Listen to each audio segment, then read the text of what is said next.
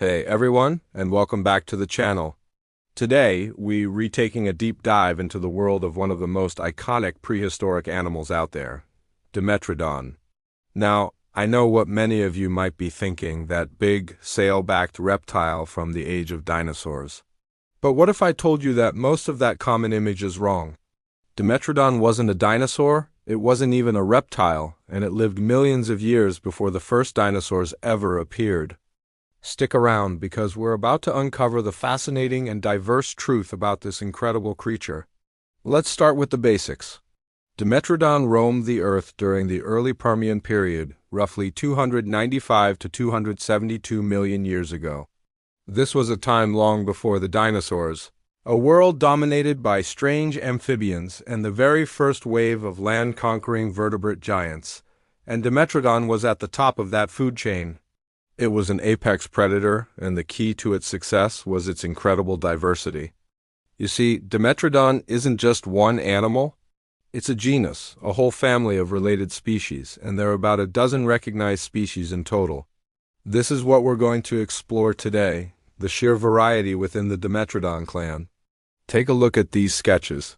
I've been working on a series of reconstructions to show just how different these species could be. They weren't all the same giant, sail-backed beast.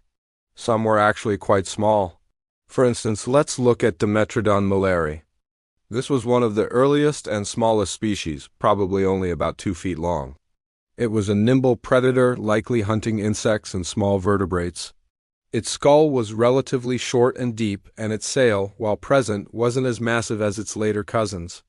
It gives us a glimpse into the humble beginnings of this dominant lineage. Now, as we move through time in the Permian, we see a clear trend. Dimetrodon species started getting bigger and bigger. This is a classic example of an evolutionary arms race. As their prey grew larger and more defensive, the predators had to keep up.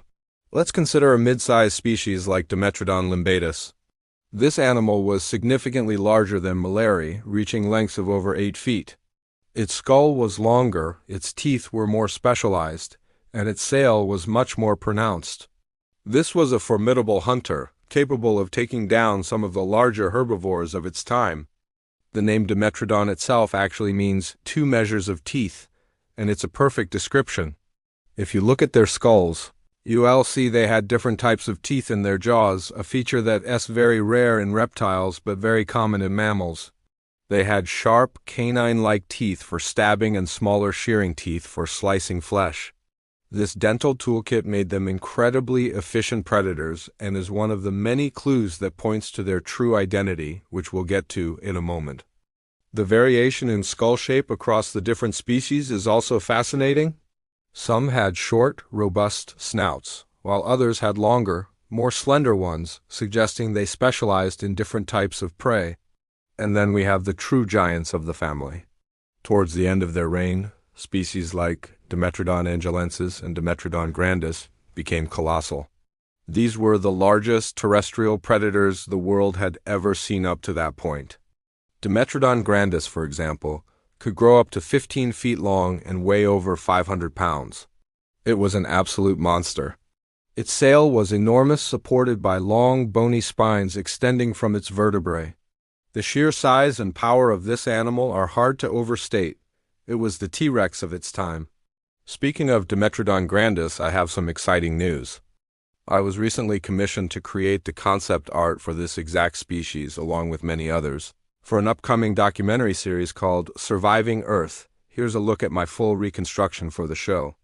It was an incredible experience to help bring this magnificent animal to life for the screen, and I absolutely cannot wait for all of you to see it. It's going to be an epic series, and seeing these Permian giants in motion will be a real treat. Now, let's address the big misconception. I mentioned earlier that Dimetrodon wasn't a reptile, so what was it? Drum roll, please. Dimetrodon was a synapsid. The synapsid group is incredibly important because it includes one other very familiar group of animals. Us, mammals. That's right. Dimetrodon is more closely related to you and me and to your dog or cat than it is to any dinosaur, lizard, or crocodile. It's a member of our own extended family tree, often called a mammalic reptile, though protomammal is a more accurate term. This is a crucial point to remember. The line that led to reptiles and dinosaurs split off from our own lineage, the synapsid line, way back in the Carboniferous period. Dimetrodon represents a very early branch of our side of that split. So, when you look at Dimetrodon, you're looking at an ancient cousin. Many of its features, like those specialized teeth and perhaps even some aspects of its metabolism, were early experiments on the long evolutionary road toward mammals.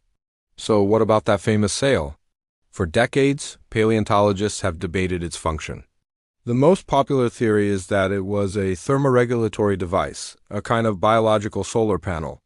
By turning its sail towards the sun, Dimetrodon could warm its blood quickly in the morning, giving it a crucial advantage over its cold-blooded prey and rivals. Conversely, by facing into the wind, it could cool down.